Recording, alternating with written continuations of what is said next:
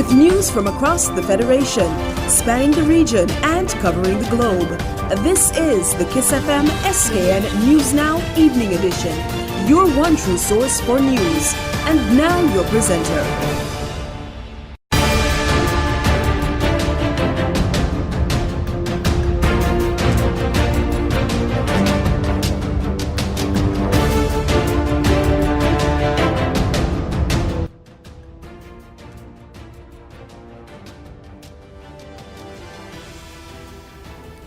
Good evening, I'm Kenny James. Today is Monday, 5th March 2018. This is the SKN News Now Evening Edition. In the headlines tonight, nationally, opposition leader Douglas rallies constituents to look for missing man. Internationally, new fighting in the Democratic Republic of Congo has left scores dead.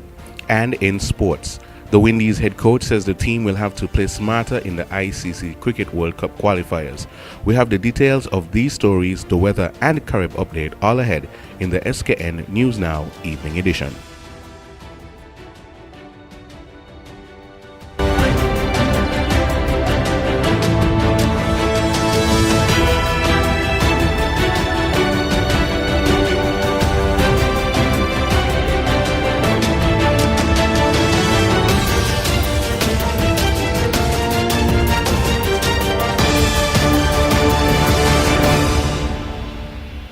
Nationally, leader of Her Majesty's Loyal Opposition in St. Kitts and Nevis, Right Honourable Dr. Denzil Douglas, is gathering the strength of his constituents to aid in a search for a missing constituent. Newton Ground resident Preston Joel Fleming went missing on Friday, 2nd March. This was confirmed by both his family and the Royal St. Christopher and Nevis Police Force. Speaking at the end of a health walk in the Constituency 6 on Saturday, 3rd March, the St. Kitts Nevis Labour Party leader said it is vital for the community to mobilize and join the search parties that have been established. Dr. Douglas said, deep fears are being expressed for his safety. Let's all pray to the Almighty for his safe return and fortify his mom and family members who are all distraught at this time. We are deeply worried and concerned. According to details from a police report issued on the missing man, Fleming, 22 years of age, is 5 feet and 7 inches tall, of heavy build with brown eyes, and is of light complexion. He was last seen by a family member on Tuesday, February 27, 2018, at about 9 p.m. in the Old Road area.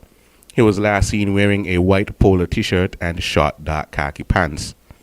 The police are asking persons with information regarding the whereabouts of Preston Fleming to contact the Sandy Point Police Station at 465-6261 or the nearest police station.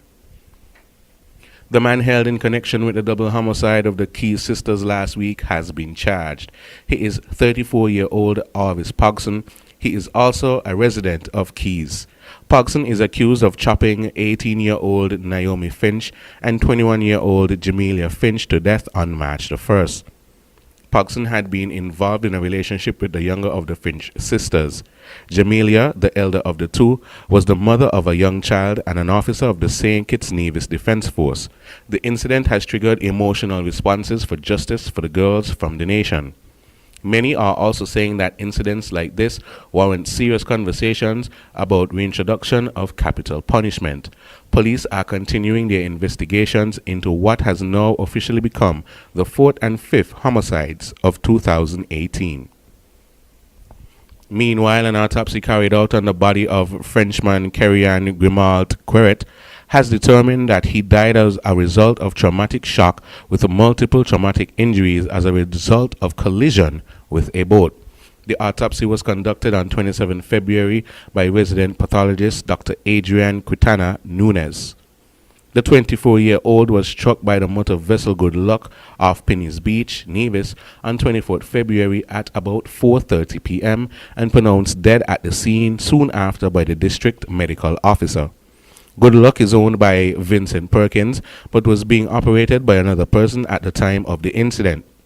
Initially, the Royal St. Christopher and Nevis Police Force indicated that the coxswain had been taken into custody and was assisting with the investigation. To date, however, no charges have been laid in this case, and police have not yet disclosed any of the circumstances which led up to this tragedy occurring. Sea traveling between Bastia, St. Kitts and Charlestown Nevis came to an abrupt halt today as large waves crashed into ports on both islands. A marine warning issued last night by the Antigua and Barbuda Meteorological Service cautioned of hazardous breaking waves, life-threatening rip currents, and potential flooding of low-lying coastal areas. The warning remains in effect for the Leeward Islands from 2nd March 2 p.m. Sunday until 4 p.m. Friday 9th March 2018. According to the Antigua Met Office, high surf of 2.5 to 4.5 meters or 8 to 15 feet and occasionally higher with breaking waves up to 5.5 meters or 18 feet can be expected during this period. They have also strongly advised persons against engaging in activities involving the ocean during this time, as loss of life due to strong currents that can carry even the strongest swimmers out to sea and injuries to beachgoers is possible. There is also a real threat of beach erosion, seawater splashing into low-lying coastal roads, beach closures, localized disruptions to marine recreation and businesses, and damage to coral reefs. Curious persons venturing near to catch a glimpse of the high crashing waves are also warned, as high surfs can knock spectators off exposed rocks and jetties. The forecast has proven very accurate, as overnight images surfaced of massive waves covering the jetty in Charlestown, with surges making their way as far in as the bypass road. Commuters between the islands today had no option but to travel by the sea bridge, which was the only vessel capable of travel today, facilitated by rough but still far calmer waters in the channel between the islands. Our reporters placed several calls today to Jervin Lapsey, security manager at the St. Christopher Air and Seaport Authority, to determine the impact the suspension of travel has caused. However, we were unable to reach him and our calls were unreturned. And finally this evening, track and field fans, parents and supporters of young athletes are up in arms with the extreme increase in ticket prices for this year's 2018 Junior and Senior Track and Field Inter-School Championships. An official price list released by the St. Kitts Nevis Amateur Athletic Association sees major increases above 100% of the prices for seats at the Kim Collins Stadium in Bird Rock. Accordingly, for the year's Senior Inter-School Championship, persons will be subjected to pay a whopping $35 and $50 on Saturday and Sunday respectively for seating at the Kim Collins Stadium. In prior years, seating at the Kim Collins Stadium came at a cost of easy $20. The SKN AAA is also advertising an option for preferred seating, which will cost persons $50 and $60 on Saturday and Sunday, respectively. The junior meet also sees an increase from a flat rate of $20 to $25 and $35 on Saturday and Sunday, respectively. Persons have turned to social media expressing their disgust with the committee and demanding answers for the increases. Efforts to reach the SKN AAA for a comment on the increases were unsuccessful.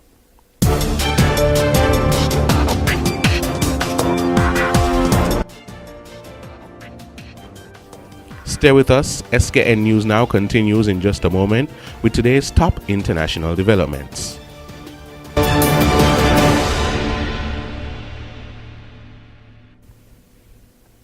Internationally, at least 79 people have died in the latest violence in the Democratic Republic of Congo. Dozens of people were killed in the village of Maize in the province of Ituri on Friday. More attacks have been reported in 3 nearby villages on Saturday. At least 200,000 people have fled the area in recent months to escape the violence. Paul Brennan reports. Witnesses said the ethnic Lendu militia went from house to house, hacking people to death with machetes and burning the buildings afterwards. The victims came from the majority ethnic Hema group, and the number of fatalities makes this the most deadly attack in the recent uptick in violence between them. Footage from Maze shows some villagers looking shocked, others appearing vengeful and angry. The Ituri region was already blighted by food shortages, and now this. People are dying here and there is nobody to bury the bodies. And the children are also dying of hunger. There is no supervision. We're worried. We want peace to return among the population so that everyone can go back to their homes and we can be safe. But soldiers are thin on the ground. despite the reassurances of the army. We are here with official instructions from the President to see what is going on and see how to resolve this situation urgently. The violence in the province of Ituri has forced 200,000 people to flee their homes. And at Bunia town, a visit by the provincial governor did little to reassure some of them. The Hima and Lendu are long-standing enemies, and outbreaks of low-level violence have been common, but not on such a scale as this. German Chancellor Angela Merkel's centre-left rivals, the Social Democrats, have announced that their members have overwhelmingly voted to approve a new grand coalition with her Conservatives. It is a result which ends months of political uncertainty in Europe's economic powerhouse and gives a fourth term to its long-term leader. Dominic Kane reports. For much of the past 6 months since the federal election failed to find a clear winner, the Social Democrats have appeared divided, stuck between the ideological desire to oppose Angela Merkel and the pragmatic need for Germany to have a stable government. On Sunday, the party's grassroots had their say. Mit Ja haben gestimmt 239,604 SPD members voted yes. 123,329 SPD members voted no. This represents a two-thirds yes vote and one-third no vote. This was a decision of the head, not the heart. Many members agonised over their choice. Some feared how the electorate will perceive another grand coalition. In the weeks leading up to the vote, the party youth movement was vociferously opposed, saying election losers should lick their wounds and not work with Angela Merkel. But the politician who is likely to be the next finance minister welcomed Sunday's result. We now have clarity. The SPD will join the next government. Our party did not make this decision lightly. This will now give us the strength we need to move forward as a party in government and to put our country on the right path.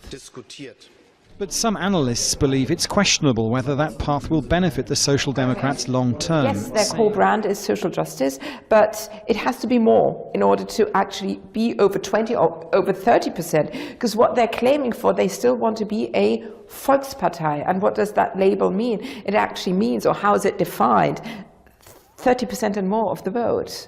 And they're far away from that. In the end, the party's members have decided to put the interests of the country above the interests of their party. But the point to make here, as they contemplate another coalition with Angela Merkel's Christian Democrats, is it's now many, many years since their party has been in a position to win an election and to provide the Chancellor as a Social Democrat.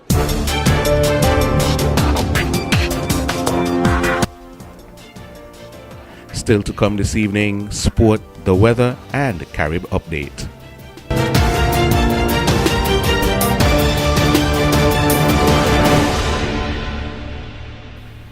In sports, the Windies coach Stuart Law has said his side will have to be smarter in approach, which will produce two sides that will complete the 10-team lineup for the ICC Cricket World Cup 2019 to be played in England and Wales from May 30th to July 14th.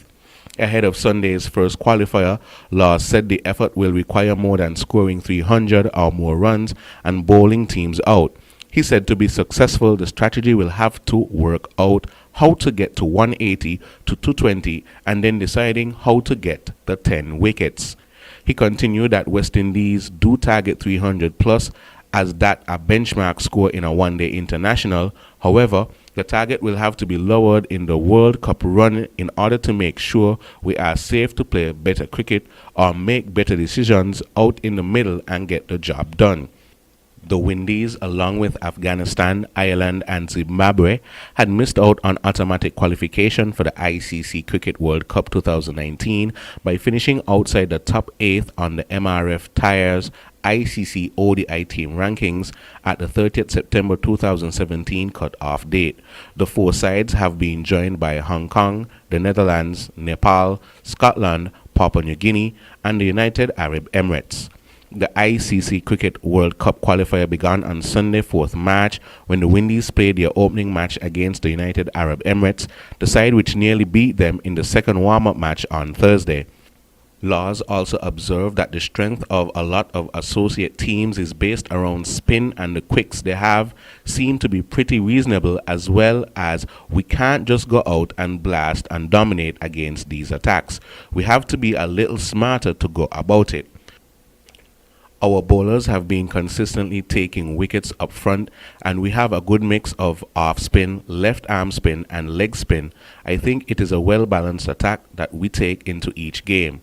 Our quicks are a bit more capable of getting the ball up at high speed, which the associates don't probably get to see a lot of, and this is something that we can use to our advantage. As the event will progress, the wickets will spin more, and we have quality spinners as well.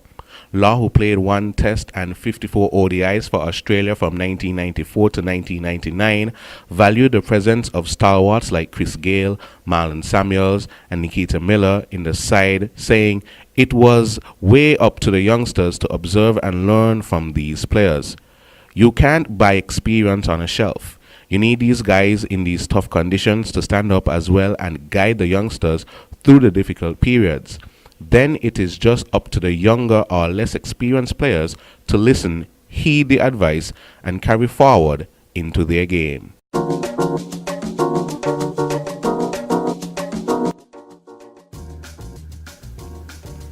And now we take a look at this evening's weather. Across St. Kitts and Nevis tonight will be mostly fair. Winds are northwesterly at 5 to 12 miles per hour, with some lighter and variable or calm spells possible tonight. Seas are slight to moderate, with mainly swells of 2.1 to 2.8 meters or 7 to 9 feet.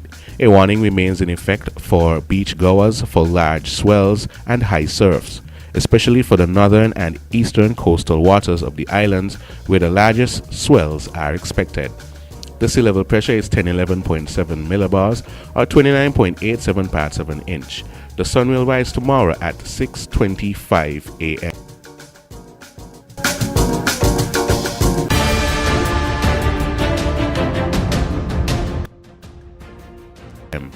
That ends tonight's edition of the SKN News Now. Now for a recap of our top stories. Nationally, opposition leader Douglas rallies constituents to look for missing man. Internationally, new fighting in the Democratic Republic of Congo has left scores dead. And in sports, the West Indies head coach says the team will have to play smarter in the ICC Cricket World Cup qualifiers. I am Kinney James. That has been your presentation of the SKN News Now Evening Edition. Stay tuned. Up next, Carib Update.